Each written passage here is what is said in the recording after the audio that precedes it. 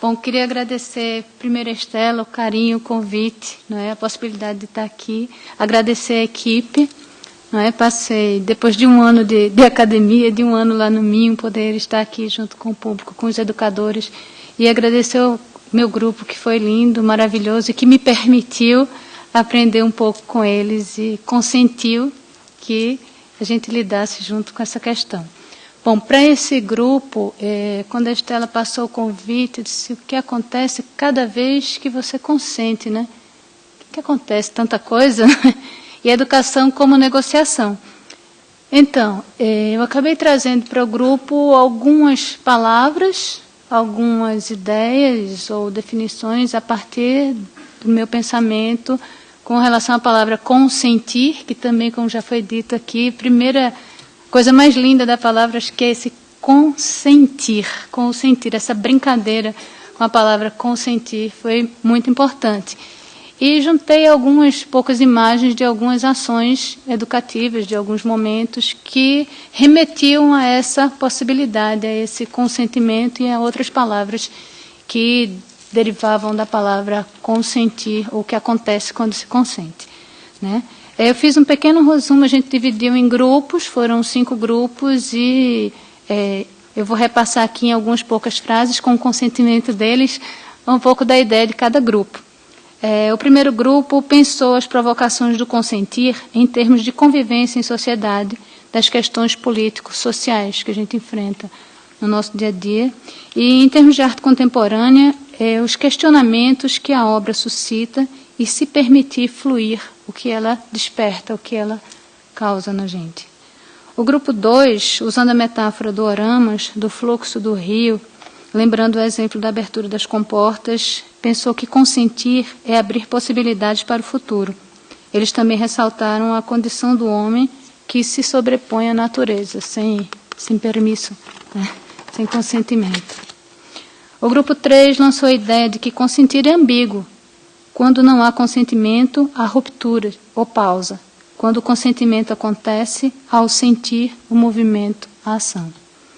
O grupo 4 lança a ideia de consentimento como comprometimento, possibilitando novas experiências, abrindo para o novo, para o inusitado. E, nesse sentido, a arte contemporânea é a provocadora desse novo. O grupo 5 traz a ideia de consentir e do processo de comunicação, da fala. Se apropria da metáfora também do fluxo do rio e lança 2 interrupções, quando uma folha cai e segue junto com o fluxo do rio, e quando uma pedra também é jogada nesse fluxo. O que causa no fluxo, né? Por conta do movimento, da fluidez do curso das águas, que a fluidez seria o efeito desse consentimento.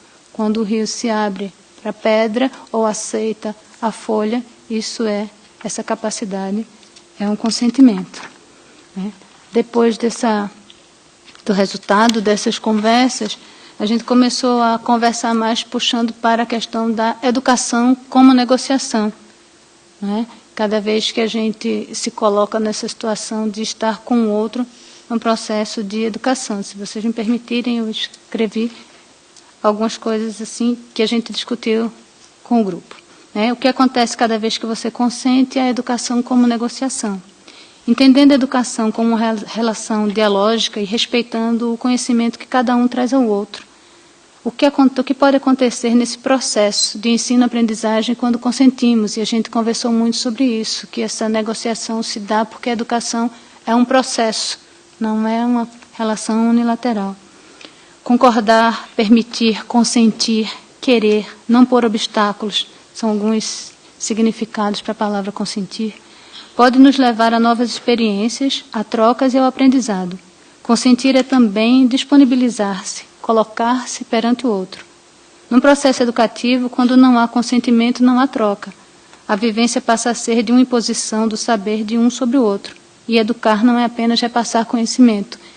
E a primeira ideia que me ocorreu quando a pergunta foi lançada, que acontece cada vez que você consente, o sentido de consentir, foram as ideias de Paulo Freire, do que é essa relação, né, com o outro no momento da educação. Então, que Paulo diz que educar não é A educação não se dá de A para B ou de A sobre B, mas de A mais B mediatizadas pelo mundo, né?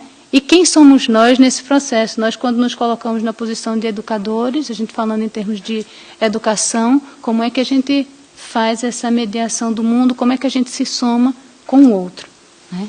Em termos de arte e educação, a palavra consentir traz muitas outras oportunidades.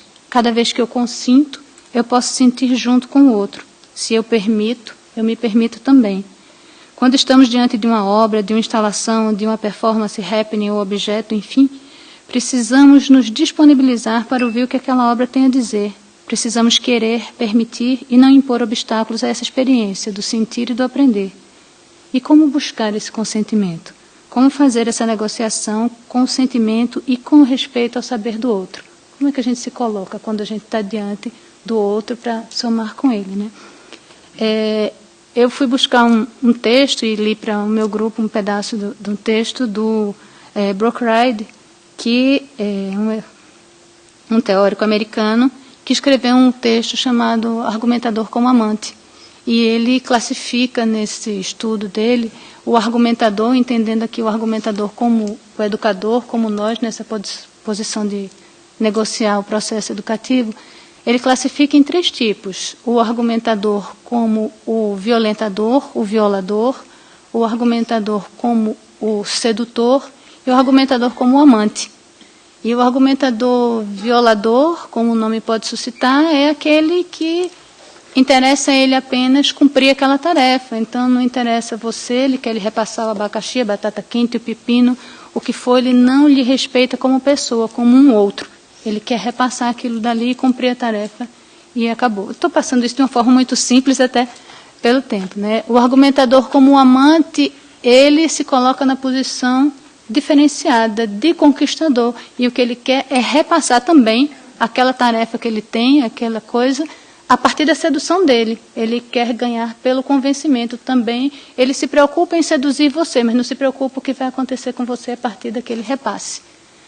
Quando ele fala do argumentador como amante, né, e nessa discussão focamos na figura do argumentador, do educador como amante, ele diz que é aquele que é ético, que é consciente de sua tese, envolvido e capaz de defendê-la.